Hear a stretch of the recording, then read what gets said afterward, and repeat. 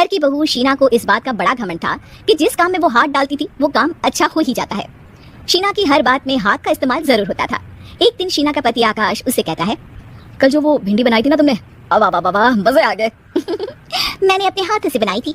मेरे हाथों में वैसे भी जादू है, जिस चीज को छू लेती हूँ सोना बन जाती है। अब ये थोड़ा ज्यादा हो रहा है। मतलब अगर हर चीज को छू के सोना ही बना देती हो तुम, तो हमारे नाम के पीछे भी मणि लगा देते हम। चुप रहो, मुंह पे हाथ रख लो, कुछ भी बोलते रहते हो। शीना की सास बगिया से पूजा के लिए फूल चुन रही थी। सुंदर, अति सुंदर, कितने प्यारे गुलाब के फूल हैं, भगवान जी खुश हो जाएंगे। मैंने अपने हाथों से जो पौधा लगाया था, मेरे हाथों की कोई भी चीज बेकार नहीं जाती। हाँ बेटा, सही कह रही है, इसीलिए तो तुम्हारे पिताजी से मैंने अपने बेटे के लिए तुम्हारा हाथ मांगा था। और उन्होंने हाथों हाथ में मेरा हाथ आपकी बेटी के हाथ में दे भी दिया था। हाँ बेटा, वो तो है, पर मुझे ये बता, तू ये हर बात में हाथ क्यों बीच में लेकर आती है?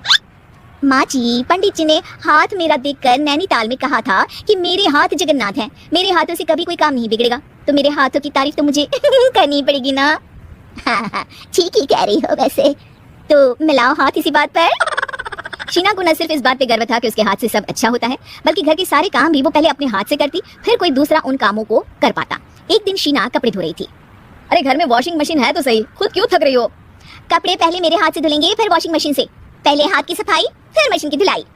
अगर आज डाकू गब्बर सिंह होता ना, तो वो ये हाथ मुझे दे दे ठाकुर, तुमसे जरूर कहता, और मैं तो दिलवा भी देता तुम्हारे हाथ। हर एक काम में हाथ बटाओ, ज्यादा जुबान न चलाओ, वरना दूंगी एक उल्टे हाथ से। क्या दोगी? कपड़े दूंगी, लो निचोड़ो।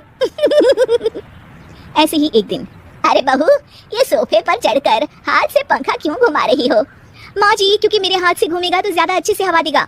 अरे बेटा, फिर तो तुम गाड़ी का पहिया भी हाथ से घुमा के मायके जाया करो।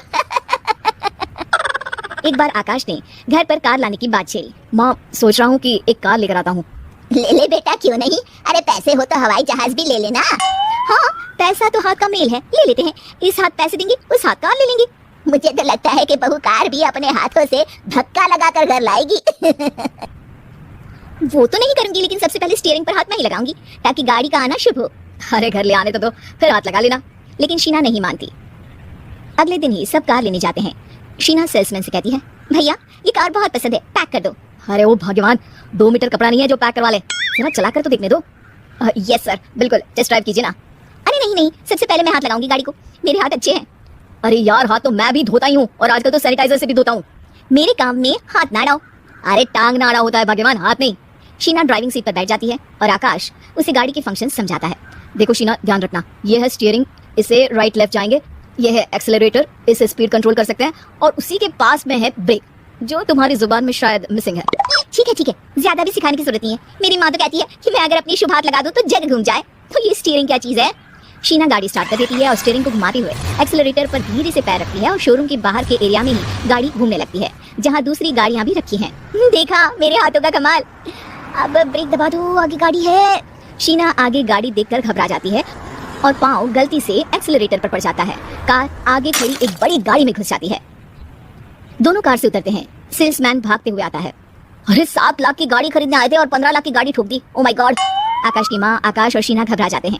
इतना सारा पैसा कहाँ से आएगा? तभी वहाँ मैनेजर भी आ जाता है, पूरा माजरा समझता है।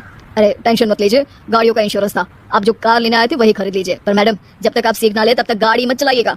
अभी तो आपने गाड़ी बस ठोकी है, जिसका बीमा भी था, लेकिन सड़क पे चलते हर इंसान का बीमा नहीं होता। अरे मेरे हाथों से चुप भी गया ना तो उसकी जिंदगी बन जाएगी, और अगर चला भी गया तो स्वर्ग ही पाएगा। मैनेजर साहब, मेरे हाथ में कोई दिक्कत नहीं है, वो तो बस पाँव गलत जगह पर चला गया था। शीना की बात सुनकर आकाश अपना सर पीटता है और उसकी सास अपने हाथ से खुद का मुंह छिपा लेती है, और मैनेजर हाथ जोड़कर माफी मांग लेता है।